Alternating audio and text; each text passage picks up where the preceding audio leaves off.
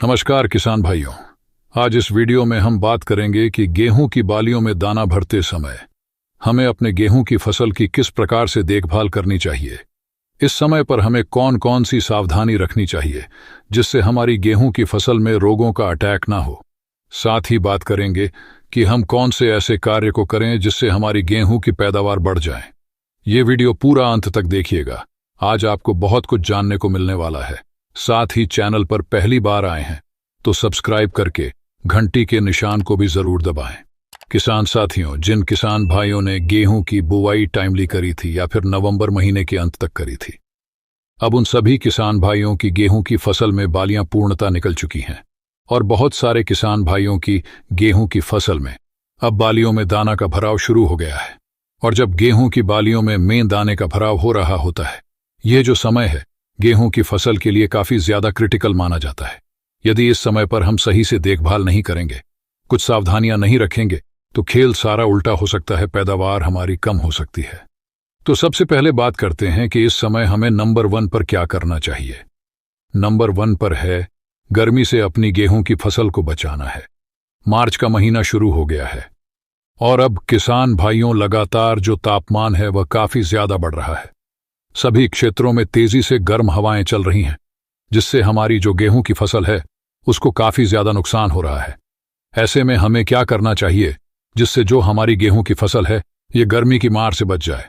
Number 1 पर आपको करना है सिंचाई। जी हां, यदि आप इस समय पर सही समय पर सिंचाई कर देंगे अपने गेहूं की फसल में, तो निश्चित ही आपका खेत का जो तापमान है वह नियंत्रण में रहेगा, जिससे आपकी जो फसल है वह गर्मी के मार से बच जाएगी। और यदि गर्मी के मार से आप अपनी फसल को बचा लेते हैं तो निश्चित ही आपकी पैदावार बढ़ जाएगी।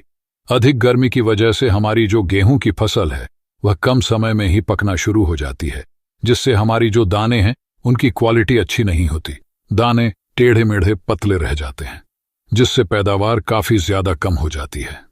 ऐसे में आपको समय समय पर हल्की सिंचाई करते रहना है और सिंचाई तभी करें जब आपके क्षेत्र में हवाएं काफी ज्यादा धीमी हो, नहीं तो आपकी जो गेहूं की फसल है वह गिर भी सकती है। नंबर 2 पर जो सावधानी आपको रखनी है वह किसान भाइयों रोगों से बचाना है। इस समय हमारी गेहूं की फसल में कुछ फंगस वाले रोगों का भी अटैक होना शुरू हो जाता है। इसके लिए लगातार आपको अपनी फसल पर नजर बनाए रखना है। यदि आपको ऐसा लगता है कि किसी भी प्रकार के फंगस का अटैक आपकी गेहूं की फसल में हो गया है, तो आप किसी अच्छे फंगीसाइड का प्रयोग करके उसको नियंत्रण में ला सकते हैं और अच्छी पैदावार प्राप्त कर सकते हैं। सबसे अंत में किसान भाइयों, आपको जिस चीज का ध्यान रखना है, आपको अपनी गेहूं की पैदावार बढ़ानी है। जी हां, इस समय पर भी हम अपनी गेहूं की फसल में यदि कुछ खास स्प्रे का प्रयोग करें तो गेहूं की जो पैदावार है वह 10 से लेकर 20% तक हम बढ़ा सकते हैं। सबसे पहले जानते हैं कि इस समय हमारी गेहूं के पौधे को किस खास उर्वरक की आवश्यकता होती है। किसान भाइयों, जब गेहूं की बालियों में दाना भर रहा होता है, इस समय मात्र एक उर्वरक की आवश्यकता हमारी गेहूं की फसल को होती है, जिसका नाम है पोटाश। यदि आपने बुआई के समय पर भी पोटाश नहीं डाला था और इस समय पर आप पोटाश नहीं डालेंगे तो आपको काफी ज्यादा नुकसान हो सकता है।